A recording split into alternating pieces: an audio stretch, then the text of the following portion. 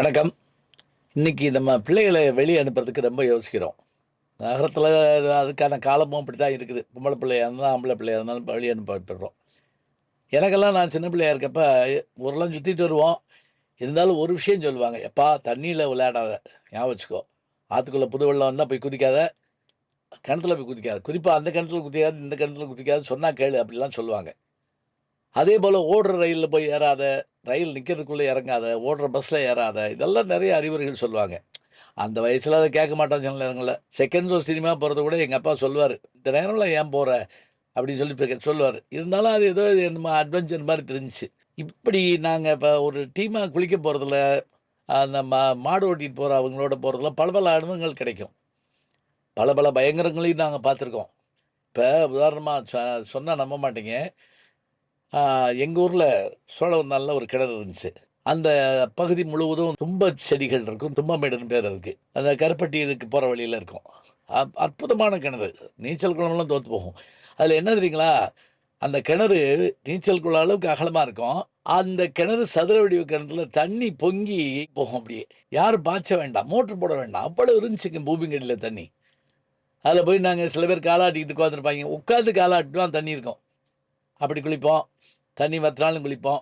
இதில என்னன்னா நண்பர்களுக்குள்ள போட்டி இருக்கும். எப்படின்னா, அப்படி மேல இருந்து போய் குதிக்கிறது, மரத்தில ஏறி குதிக்கிறது, பல்டி அடிக்கிறது. அப்புறம் ஒரு போட்டி முக்கியமா கிணத்துக்கு அடி வரைக்கும் போய் மூச்சு பிடிச்சு மண் எடுத்துட்டு வர்றது. அதில சில பேரு வித்தியாசமா ஏமாத்துவாய்ங்க. கையில மண் எடுத்துக்கிட்டே உள்ள குதிச்சு பாதியில போய் மண் எடுத்துட்டு வந்தேன். எங்க போடுறா பாப்போம் அப்படின்னு பார்த்தா அது காஞ்ச மண்ணா இருக்கும். டேய் இவன் போவே இல்லடா அப்படிம்பாய்ங்க. இதில மண் எடுக்கிற போட்டி வந்து நானும் குளிச்சுக்கிட்டு இருக்கேன். என் கூட 2, 3 பேர் குளிச்சுக்கிட்டு இருந்தாய்ங்க. அதில ஒருத்தன் நான் போய் எப்படியாவது மண் எடுத்துட்டு வந்துருவேன் அப்படின்ட்டு போயிட்டான். உள்ள போயிட்டான். நாங்கலாம் குளிச்சுட்டு இருந்தோம். இப்ப தலைய தோட்டிக்கிட்டு இருந்தோம். வேகமா மேல வந்தான். மண் எடுத்துட்டேன் அப்படின்னான். மண்ண எடுத்துட்டேன்னு அவன் சொல்லி முடிச்சான்ல, மேல நின்னுட்டு இருந்த எல்லாரும் பயங்கரமா கத்திட்டோம்.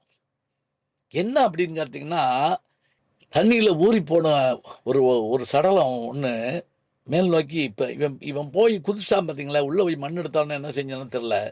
அது ஒரு அடிக்கு ஒரு அளவுக்கு மேல போயிட்டா இருட்டாயிரும் தண்ணிக்குள்ள. அது அப்படி கிளம்பி மேல வந்துருச்சு. இது அவனுக்கு தெரியல. அவனுக்கு பின்னாடி அது வந்துருச்சு. அப்படியே மேல. வழக்கமா அந்த தற்கொலை பண்றவங்க வந்தா கால்ல கயிறு கட்டிட்டு, கல்ல கட்டிட்டு உள்ள குதிச்சுருவாங்க. இல்ல சில பேர் நீச்சல் தெரியாம குளிக்க போய் செத்து போறதும் உண்டு. இவன் நான் மண் எடுத்துட்டேன், மண் எடுத்துட்டேன்னு சொல்றான். நாங்க பயந்து அலறுறோம். அவனுக்கு என்னடான்னு தெரியல. திரும்புனான்ல, அவன் அப்படி நடுங்கி போனாங்க. அந்த உடம்பு முழுக்க இந்த இதாகி மீன்கள் இதாடுமோ அலறி அடிச்சு ஓடியாந்து நாங்கலாம் சட்டையும் ட்ரவுசரையும் போடாம கையில தூக்கிட்டு ஓடி, அவன் வீட்டுக்கு போய் ஒருத்தர் ஒண்ணும் பேசல. என்னங்கிறாய்ங்க எல்லாம் தெருவுல. அதுக்குள்ள எப்படியோ செய்தி தெரிஞ்சு, போலீஸ் போய் பார்த்து அது யாரு என்னங்கிறத இது பண்ணிட்டு சரி பண்ணிட்டாங்கன்னு வச்சுக்கங்களேன். இதில ரொம்ப கொடுமை என்னன்னா, அந்த பையன் அந்த மண் எடுத்துட்டு வந்தப்ப பின்னாடி அந்த இது வந்துச்சு பாருங்க சடலம். அவன் பார்க்கல தான். ஆனா தான் பின்னாடி வந்துருச்சேங்கிற அந்த ஒரு பயத்தில காய்ச்சல் வந்துருச்சுங்க. காய்ச்சல் ஏன் வந்துச்சு, என்ன வந்துச்சுன்னு தெரியல. பயம். அப்புறம் கோயில்லாம் கூட்டி போய் மந்திரிச்சு, விபூதி குடுத்து எல்லாம் பண்ணி, எல்லாம் பண்ணாங்கன்னு வச்சுக்கங்களேன். அப்புறம் அதோட நிப்பாட்டுனாங்க. கிணத்துல குளிக்க போறதில்ல. அந்த கிணத்துல குளிக்க போகல.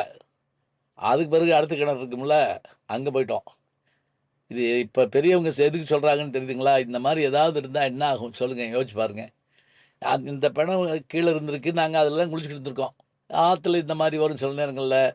தண்ணீல இப்ப இது வரும். நம்ம பாட்டுக்கு விளையாட்டா மர்ம படங்கள பார்த்துட்டு போய் இடிஞ்ச வீடுகளுக்குள்ள போய் தேடிட்டு திரிறது.